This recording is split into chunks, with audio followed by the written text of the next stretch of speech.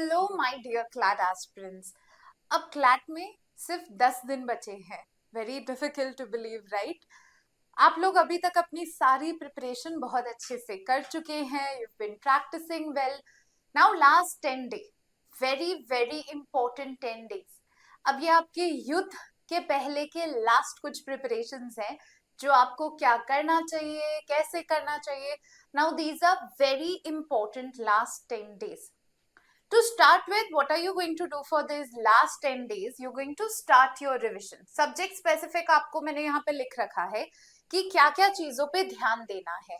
अगर हम लीगल की बात करें तो लीगल में हमने ये नोट किया है, apart from the current topics that they give every year, they also include a variety of questions in relation to contract and constitution. So I would request you guys to specifically practice your constitution and revisit and do a quick revision of your constitution as well.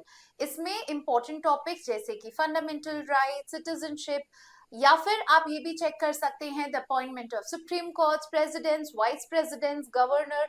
Governor जरूर पढ़ना, आप लोगों ने देखा होगा sample paper में भी उसका मेंशन है।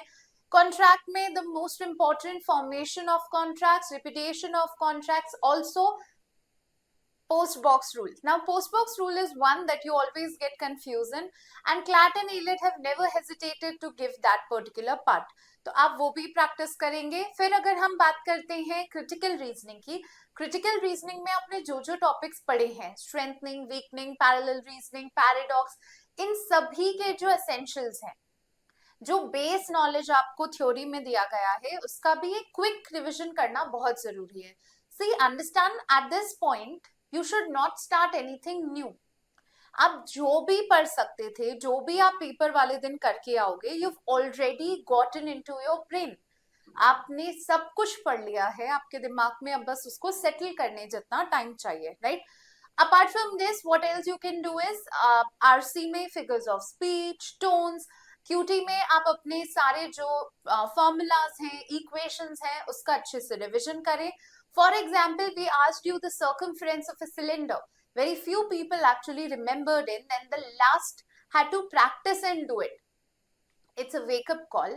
आप अगर अपनी पूरी पढ़ाई बहुत अच्छे से कर भी लेते हैं, पर आप उस पढ़ाई में कोई ना कोई प्रॉब्लम, लैक ऑफ रिविजन से फेस करते हैं, आप अपने सब कुछ पढ़ लिया, सब प्रैक्टिस कर लिया, बट रिविजन नहीं किया, उस दिन 3 या 4 नंबर इस चीज के 100% कटेंगे, right? So I request you to start doing this. This is the particular format. GK में आपको पता है, आपके पास में एक important topic की list है. Like we always provide our 360. We've already given you a lot of content on your online portal. आप उस पे जाके पढ़िए सारे important topics को। Every teacher, हम लोग बहुत सारे मैराथन्स लेकर आ रहे हैं, लाइव सेशंस लेकर आ रहे हैं, YouTube 2000 क्वेश्चंस लेकर आ रहे हैं, आपके उसमें जीके डाइजेस्ट अपलोड हो रही है। ये सारे इंपॉर्टेंट टॉपिक्स को एक कंसोलिडेटेड फॉर्म में रिविजन पे ध्यान दीजिए। At this point, revise and give a mock daily. Now, giving the mock in itself is very important because if you leave the practice, हो सकता है टाइम कम लगे, हो सकता है टाइम ज्यादा लगे, तो डी डे के लिए आप रोज एक मॉक दीजिए। मॉक देने के बाद में उसका अच्छे से एनालिसिस कीजिए। A pro tip, you can also do the mocks that you've done this year itself. आपके हफ्ते में 3 मॉक हो रहे हैं, आपने जो पहले इस साल मॉक किए थे, इससे जीके का रिविजन होगा। You will go back and see what are the mistakes you have done earlier and what is the difference in the new mistakes. Apart from this, what you can do is you can take doubts for the same. Now this you have to make sure that you do. You have to remember what mistake you usually do and you're going to skip it for the last few mocks. Also a good understanding on how the subject really works. कैसे आपने एक revision करना है, सबसे पहले theory पढ़ना है, फिर प्रैक्टिस करना है, फिर उसका एनालिसिस करना है और लास्ट में आपको डाउट्स लेना है, right? A lot of things are going on in your brain right now because you guys may be a lot of overwhelmed with excitement, exhaust हो चुके होंगे। कुछ लोग ऐसे बोलते हैं कि बिल्कुल पढ़ने का मन ही नहीं कर रहा है, how do we force ourselves to sit? So all of this also need to be tackled. you'll do good mindful practices. आप थोड़ा सा मेंटल रिविजन करेंगे, आप योगा करेंगे, मेडिटेशन करेंगे, sit calmly, make use of your phones to bare minimum. Maximum आपका screen time 10 minute से 50 minute तक होना चाहिए। You should not use your phones a lot. Physical activity पे ध्यान देंगे, आप अपना जो भी रेगुलर प्रैक्टिस कर रहे हैं वो कर सकते हैं, playing badminton, dancing, cooking, anything that you guys wish to. So apart from your revision and practice, being very mindful about your thoughts right now play a major role in the paper. See, 50% of your paper is about preparing the paper. The 50 is how you attempt it, how much presence of mind you really have while giving your paper.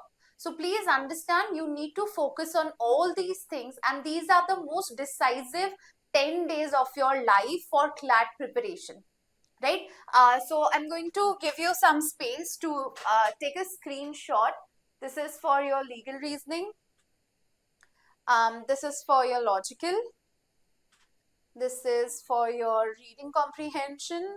This is quantitative technique. These are the very important topics that CLAT has given so far always.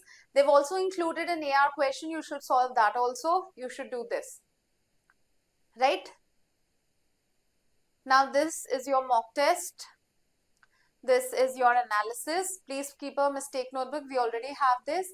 Now this is something that you're supposed to do every now and then. Okay. And a day before your CLATS paper, you're going to relax. ऐसे बहुत सारे topic होंगे जो आपको कभी याद नहीं होते, एक बार आप उसका रिवीजन करोगे, इसके बाद में आप एक मॉक दे दोगे और सिर्फ रिलैक्स रहोगे. Keep a clear pouch. We have already made a list of things that you can take it.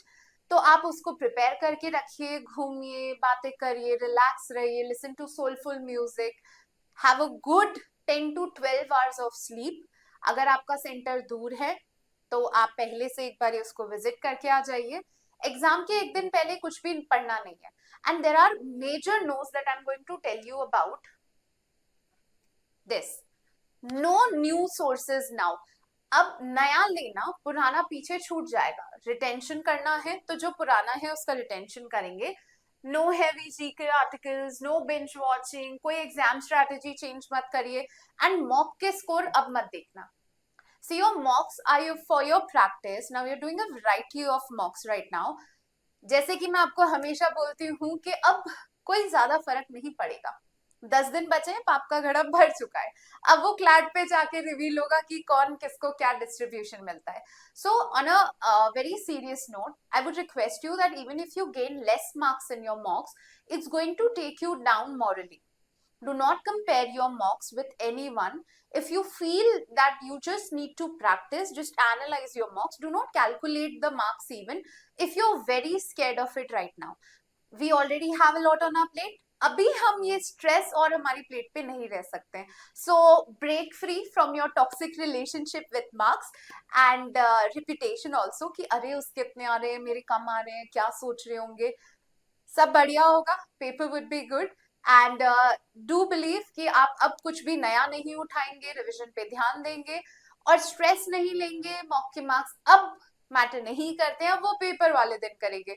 Do keep all the essential documents together and wish you all the very best, everyone who is seeing this video.